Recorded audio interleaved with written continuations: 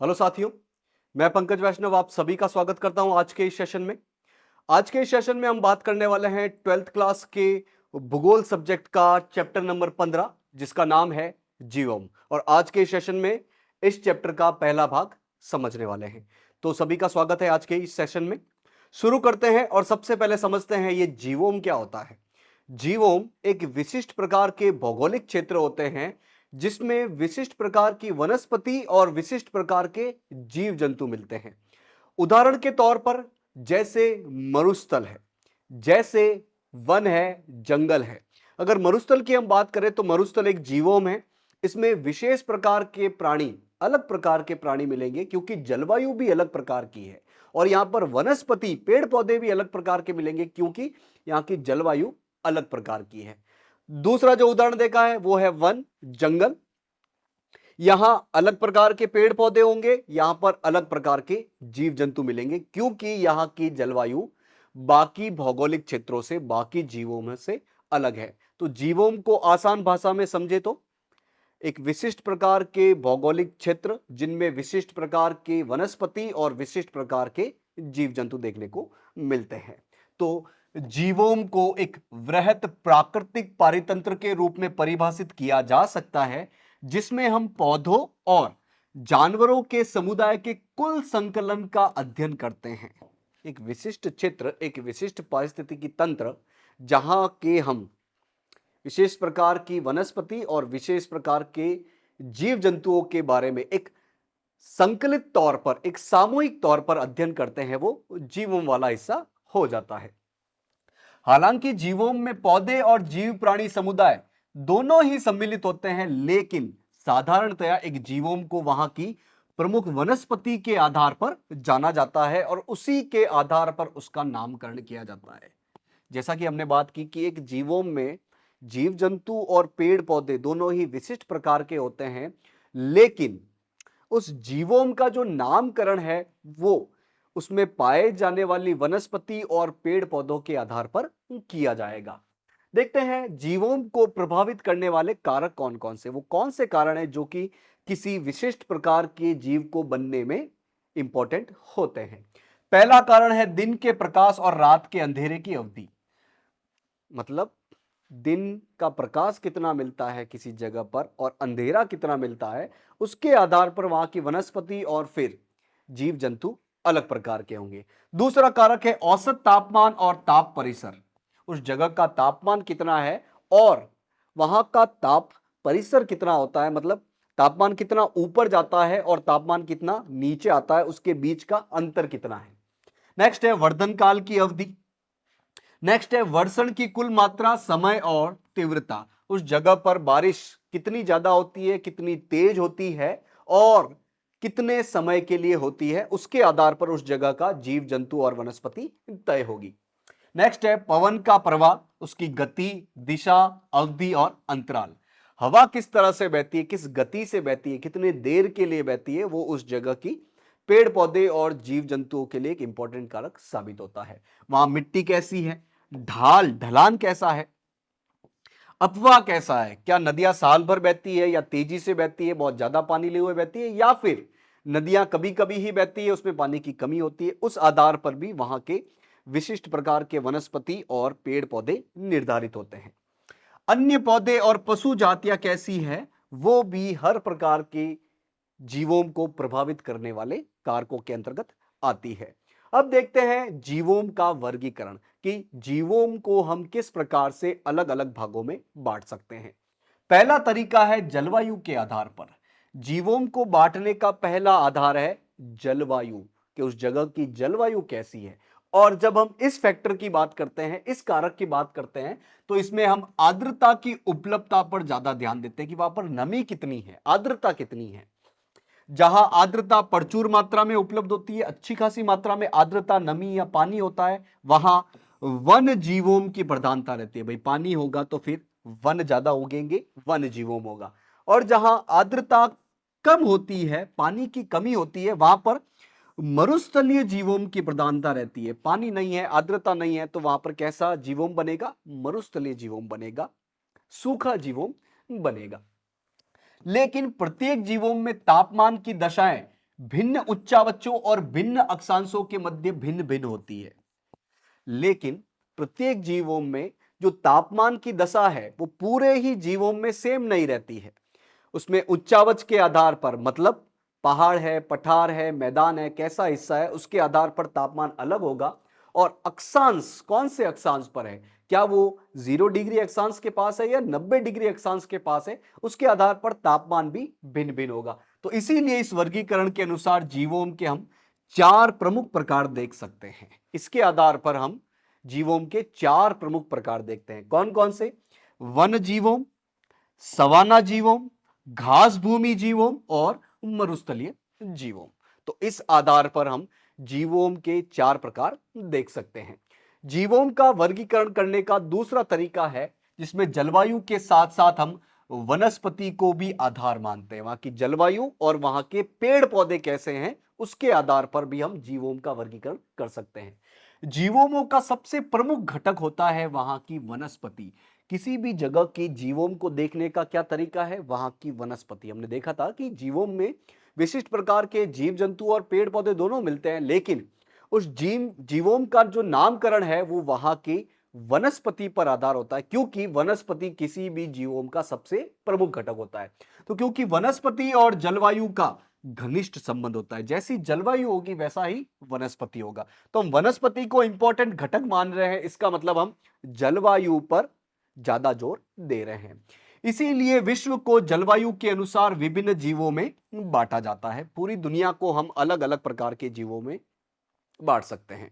तो टेबल के रूप में देखते हैं कि इसके आधार पर जलवायु और वनस्पति के आधार पर जीवों कितने प्रकार के होते हैं। इसमें 3 कॉलम बनाए हैं। पहले कॉलम में जलवायु पर आधारित जीवों में, जो कि प्रथम क्रम का जीवों में। दूसरे कॉलम में वनस्पति पर आधारित जीवों में, जो कि द्वितीय क्रम का जीवों में है। और तीसरे कॉलम में जलवायु और वनस्पति दोनों को आधार मानकर वर्गीकरण किया गया है, जिसे हम तृतीय क्रम के जीवों कहते हैं। तो प्रथम क्रम के जीवों में पहला है उष्णकटिबंधीय जीवों। इसमें एक आता है उष्णकटिबंधीय वन जीवों। अब इस उष्णकटिबंधीय वन जीवों के भी अलग अलग वर्गीकरण है, जैसे कि सदाहरित वर्षावन जीवों, हमेशा हरे भरे रहने वाले, क्योंकि यहां पर वर्षा अच्छी होती है। दूसरा इसमें अर्ध सदाहरित वन जीवों, पर्णपाती वन जीवों। पर्णपाती मतलब वो वन जहां पर कुछ समय में पेड़ अपनी पत्तियां गिरा देते हैं, अपने पर्ण को पात कर देते हैं, अपनी पत्तियों को गिरा देते हैं। दूसरा इसमें अर्ध पर्णपाती वन जीवों, मेदनी वन जीवों, दलदली वन जीवों, ये इसके तृतीय क्रम के जीवों के अंतर्गत आ जाएंगे, इसी उष्णकटिबंधीय वन जीवों के। और उष्णकटिबंधीय वन जीवों ये जलवायु पर आधारित उष्णकटिबंधीय जीवों का द्वितीय क्रम है। उष्णकटिबंधीय जीवों में ही दूसरा है सवाना जीवों। सवाना जीवों में तृतीय क्रम में 2 प्रकार के हैं, सवाना वन जीवों और सवाना घास भूमि जीवों। इसी में तीसरे प्रकार का है मरुस्थलीय जीवों। मरुस्थलीय जीवों में भी 2 प्रकार के हैं, शुष्क मरुस्थलीय जीवों और अर्ध शुष्क मरुस्थलीय जीवों। जहां बहुत ज्यादा सूखा है और जहां पर थोड़ा कम सूखा है, उसके आधार पर मरुस्थलीय जीवों को हम 2 भागों में बांटते हैं। नेक्स्ट है शीतोष्ण कटिबंधीय। अभी तक हम देख रहे थे उष्ण कटिबंधीय, अब आ गया है शीतोष्ण कटिबंधीय। शीतोष्ण कटिबंधीय में पहला है बोरियल वन जीवों, जिसे टैगा वन जीवों भी कहा जा सकता है। अब इसके भी 3 हिस्से हैं, उत्तरी अमेरिकन जीवों, एशियाटिक जीवों और पर्वतीय वन जीवों।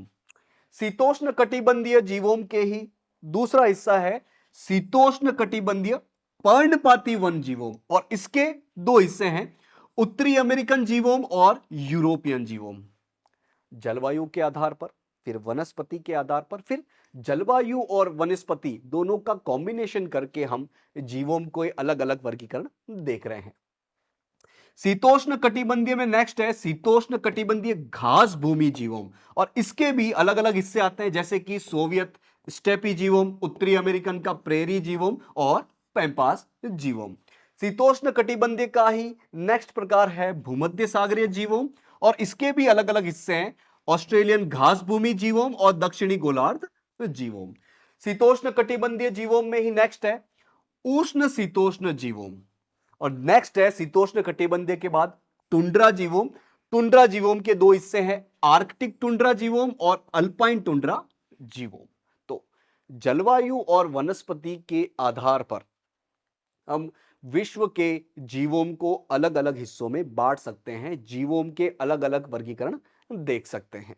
अब हमें प्रमुख रूप से 3 जीवोम के बारे में डिटेल में देखना है इस पूरे चैप्टर में। उसमें से सबसे पहला लेते हैं हम सदाहरित वर्षावन जीवोम। ऐसा जीवोम जो कि वन वाला हिस्सा है, और वन भी कैसा, जहां पर बहुत ज्यादा बारिश होती है, और बहुत ज्यादा बारिश, बहुत ज्यादा वर्षा हो रही है, मतलब वो हमेशा हरे भरे रह रहे हैं। तो पहला जीवोम जो हमें डिटेल में देखना है वो है सदाहरित वर्षावन जीवोम। इसकी पहली बात है भौगोलिक पृष्ठभूमि, ये कहां पर मिलते हैं, यहां पर कितनी बारिश होती है वो हमें देखना है। ये विषुवत वृत्त के दोनों ओर करीब करीब 10 डिग्री अक्षांश तक फैले हुए हैं। विषुवत वृत्त कौन सा है, ये अपनी पृथ्वी, पृथ्वी पर आड़ी लाइन है अक्षांश, खड़ी लाइन है देशांतर।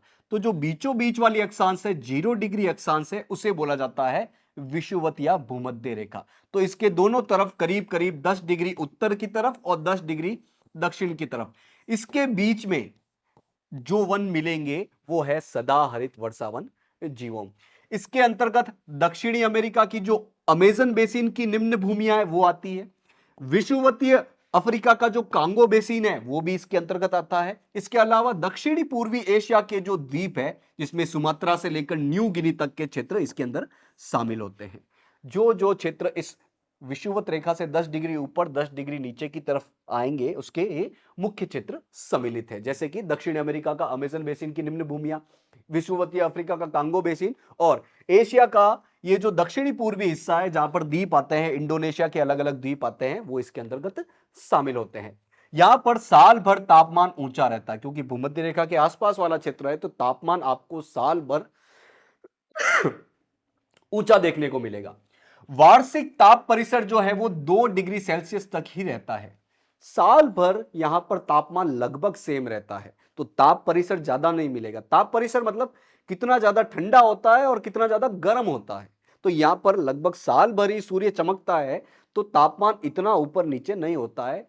जनरली सामान्यतः 2 डिग्री ऊपर नीचे हो जाता है।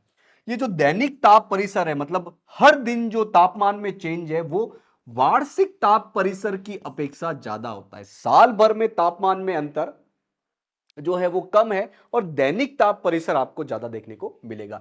यहां पर भारी वर्षा होती है लगभग 150 से लेकर 250 सेंटीमीटर के बीच में, और ये साल भर वर्षा होती है।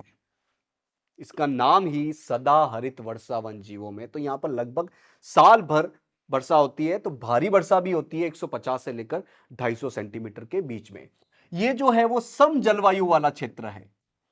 हमने अभी देखा कि ताप का परिसर इतना है ही नहीं, एक जैसा तापमान बना रहता है, और बारिश भी लगभग साल भर होती है, और लगभग अच्छी खासी बारिश ही होती रहती है। तो यहाँ का जलवायु जो है वो समान प्रकार का है, सम जलवायु क्षेत्र है। इसका कारण क्या है, तापमान और वर्षा ये दोनों ही पूरे वर्ष अधिक बने रहते हैं। नेक्स्ट है यहाँ की प्राकृतिक वनस्पति और यहाँ के प्राणी जीवन कैसा है। इस सदाहरित वर्षावन जीवों में आपको प्राकृतिक वनस्पति कैसे देखने को मिलेगी और प्राणी जीवन किस प्रकार का देखने को मिलेगा। यहां अनेक प्रकार के पौधों और पशु प्रजातियों के लिए एक आदर्श पर्यावरण है।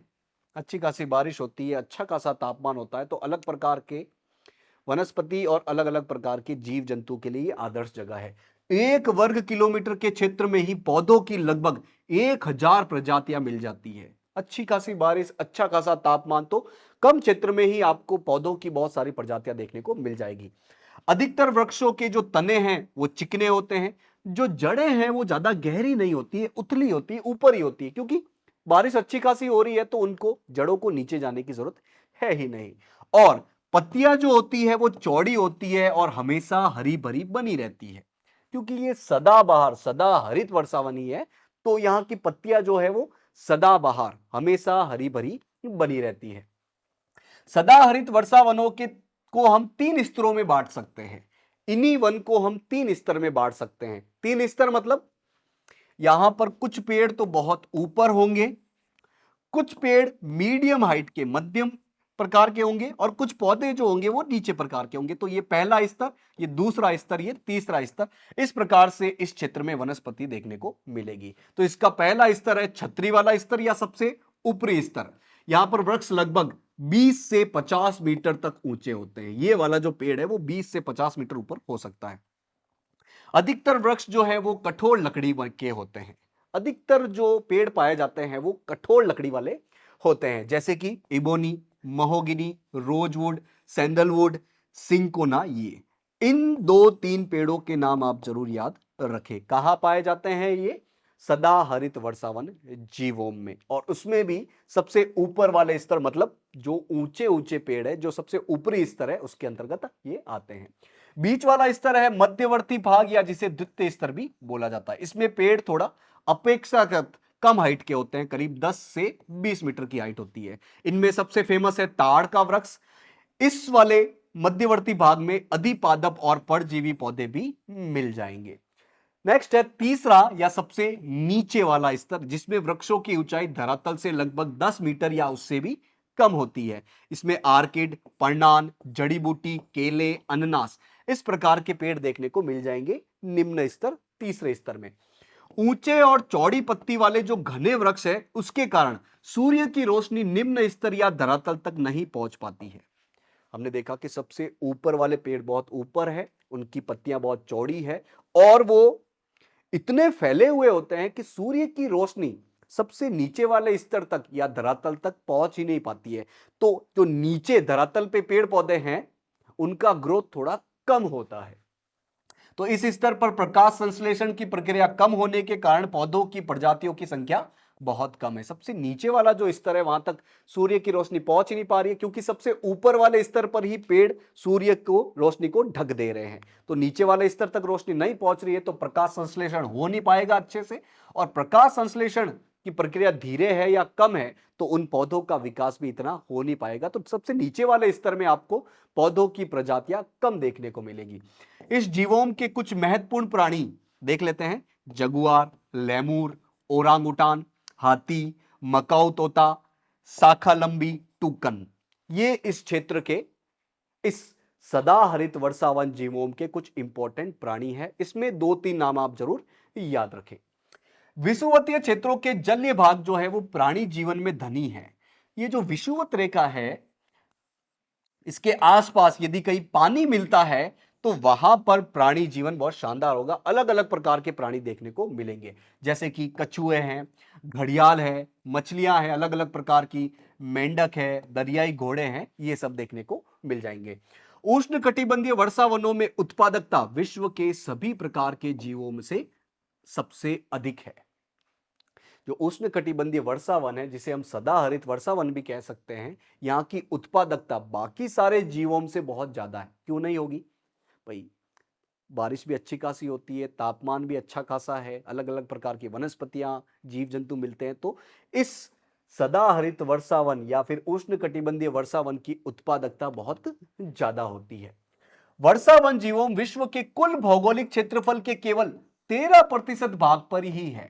ये जो वन है, सदाहरित वर्षावन या उष्णकटिबंधीय वर्षावन, पूरी दुनिया के करीब 13% हिस्से पर ही फैले हुए। लेकिन अगर उत्पादकता की बात की जाए तो विश्व के सभी जगह की उत्पादकता का ये 40% हिस्सेदारी रखते हैं। क्षेत्रफल इतना सा ही है 13%, लेकिन उत्पादकता के मामले में ये करीब करीब 3 गुना ज्यादा हिस्सेदारी रखते हैं। तीसरा है, सदाहरित वर्षावन जीवों पर मानवीय क्रियाओं की वजह से क्या असर पड़ा है। विभिन्न विकासात्मक अनिक्रियाओं ने इस पारितंत्र को क्षति पहुंचानी प्रारंभ कर दी है। मानवीय क्रियाओं, विकासात्मक क्रियाओं की वजह से इस सदाहरित वर्षावन जीवों को नुकसान पहुंचना शुरू हो गया है। जैसे कि हम बड़े बड़े बांध बनाते हैं, जलाशय बनाते हैं, सड़कों और राजमार्गों का निर्माण करते हैं, इमारती लकड़ियों के लिए इन पेड़ों को काटते हैं, फसलों को उगाने के लिए इन जंगलों को काटकर हम खेतों में बदल रहे हैं। तो इसकी वजह से ये जो सदाहरित वर्षावन जीवों है या उष्णकटिबंधीय वर्षावन है, उनको बहुत ज्यादा नुकसान पहुंच रहा है। वर्षावनों के सफायों के कारण मूल्यवान प्राकृतिक संसाधन जैसे कि कठोर लकड़ी और अनेक वृक्ष उत्पाद, जैसे इनसे कुनैन मिलता है, रबड़ मिलता है, गोंद मिलता है, इन सब चीजों की उपलब्धता कम हो जाएगी और धीरे धीरे हमें ये चीजें प्राप्त नहीं हो पाएगी। तो अगर आप सदाहरित वर्षावन को काटते हो, अंधाधुंध इसका दोहन करते हो, इनको खत्म करते हो, तो हमें बहुत सारे मूल्यवान प्राकृतिक संसाधन जैसे कि कठोर लकड़ी और अलग अलग उत्पाद नहीं मिल पाएंगे और इससे बड़े पर्यावरणीय दुष्परिणाम भी होंगे। आप जानते होंगे कि जो पेड़ है वो कार्बन डाइऑक्साइड को ग्रहण करते हैं और ऑक्सीजन छोड़ते हैं, और ऑक्सीजन हमारे लिए प्राणदायी गैस है। बिना वायु, बिना ऑक्सीजन के हम जिंदा नहीं रह सकते। तो सोचिए, इतने शानदार वनों को आप विकास के नाम पर काटोगे तो ये तो चीजें हमसे छूटेगी ही छूटेगी, साथ ही बहुत ही भयंकर पर्यावरणीय दुष्परिणाम भी होंगे। बाढ़ को रोकने के लिए भी ये पेड़ काम आते हैं, और आप पेड़ को हटा दोगे तो बाढ़ बहुत ज्यादा आएगी और मिट्टी का कटाव भी बहुत ज्यादा होगा। उष्णकटिबंधीय वननाशन ने एक महत्वपूर्ण कार्बन सिंक को हटाकर हरित गृह प्रभाव और भूमंडलीय तापन को पैदा किया है।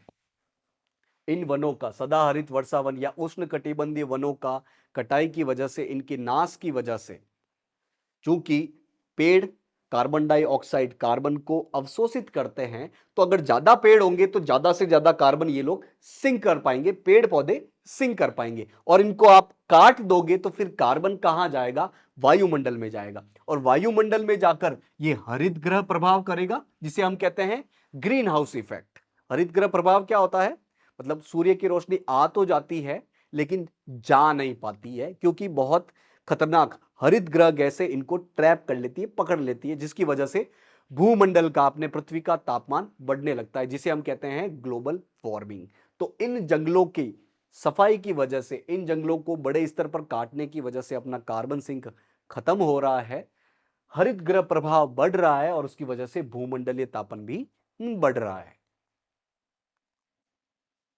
तो आज के इस सेशन में हमने देखा कि जीवोम क्या होते हैं, जीवोम का अलग अलग वर्गीकरण हम कैसे कर सकते हैं, और एक स्पेशल जीवोम को हमने समझने की कोशिश की। कौन सा जीवोम? सदा हरित वर्षावन जीवोम, जिसे उष्ण कटिबंधीय वर्षावन जीवोम भी कहा जा सकता है। तो आपको करना क्या है? आज जो भी चीजें समझी है उसको आज ही रिवाइज कर लो, ताकि लंबे समय तक आपके दिमाग में बनी रह सके। आशा है आज का यह सेशन आपको समझ में आया होगा। आज की इस क्लास से जुड़ने के लिए आप सभी का बहुत बहुत धन्यवाद।